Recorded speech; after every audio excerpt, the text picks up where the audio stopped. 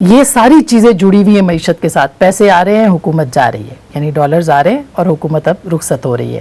کیا کسی کمٹمنٹ کے بعد رخصت ہو رہی ہے اس لیے ہی یہ ڈالرز آ رہے ہیں, یا آئی ایم ایف کی کمٹمنٹ جو ہے وہ صرف اپنے ایجنڈے کے ساتھ ہے جو کہ پیسے لینے کے حوالے سے ہے؟ بسم اللہ الرحمن الرحیم. دیکھیے, ڈالرز آنے میں جو تاخیر تھی حکومت کی وجہ سے تھی.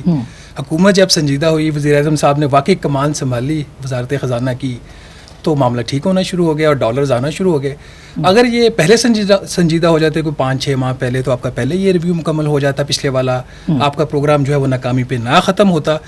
اس کے بجائے ہم نے کہ ہم کوئی سیریس کام کرتے, ہم نے کہا جی کہ جیو پالیٹکس ہو رہی ہے پاکستان کے ساتھ, ہمیں نشانہ بنایا جا رہا ہے دوسروں کی پالیسیز کا. ایسا کچھ نہیں تھا. آپ کی کنڈیشنلٹیز آپ میٹ نہیں کر رہے تھے. آئی ایم ایف نے پیسے ود ہولڈ کیے ہوئے تھے. خرم دستگیر صاحب بہتر روشنی ڈال سکتے ہیں.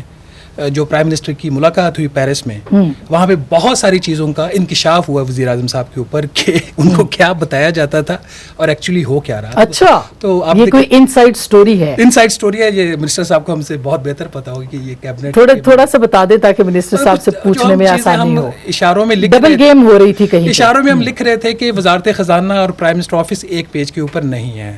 تو وہ چیزیں وہاں پہ پھر کلیئر ہوئی.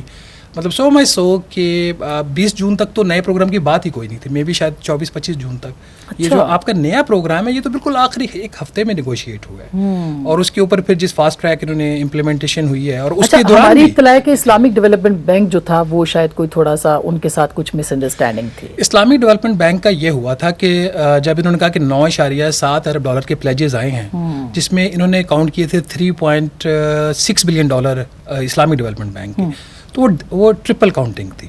ان کا ایک روٹین کا ان کا آپریشن ہوتا ہے. منسٹر صاحب کو پتہ ہے ان کی آئل فیسلٹی ہے غالباً 1.2 بلین ڈالر کی شاید, یا 1 بلین ڈالر کی. اس کو انہوں نے 3 دفعہ کاؤنٹ کر لی, کیونکہ 3 سال کے پلیجز تھے, وہ ہر سال 1 سال کے لیے ہوتے, وہ رینیو ہوتی جاتی ہے. تو میں نے اس وقت بھی آرٹیکل لکھا تھا کہ 9.7 نہیں ہے, یہ ایکچولی اتنے پیسے ہیں, اور زیادہ تر ایگزسٹنگ پائپ لائن کو ہی انہوں نے ایکسٹینڈ کیا. جو ایک غالباً ایک نئی کنفیوژن تھی کہ ہم ان سے کچھ اضافی پیسے مانگ رہے تھے تاکہ وہ پیسے دیں, اور جو فائنینسنگ گیپ ہے آپ کا جو 6 ارب ڈالر کا گیپ تھا ہمارے پچھلے پروگرام کے لیے, اس میں ہمیں مدد مل جائے. تو غالباً پرائم منسٹر صاحب کو یہ بتایا جا رہا تھا کہ وہاں سے جو پلیجز ہیں وہ نہیں آ رہے. تو جب پرائم منسٹر کی وہاں پہ غالباً میٹنگ ہوئی, اس میں شاید پھر یہ بات کلیئر ہوئی کہ نہیں, وہ پلیجز دینے کو تیار ہیں. تو اس قسم کی کوئی چیز تھی. اگر اس کے علاوہ ہے تو آئی ڈونٹ نو. تو ٹائمنگ امپورٹنٹ ہے پھر بھی اس کے باوجود بہت. میں نے دیکھا نا جب ہم خود سنجیدہ ہوئے تو معاملہ چلنا شروع ہو گیا. یہ ان کا اچھا.